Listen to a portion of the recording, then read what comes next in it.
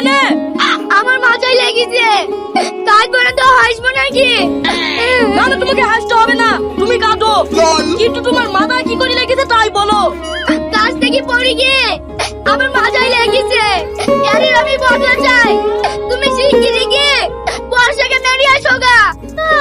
আজ নতুন লোক আমাদের বাড়ি আসতে দিল তোমার বউ? হ্যাঁ, বই পাঠাইলো তোমাকে মারার লাগি। মারা লাগি মানে?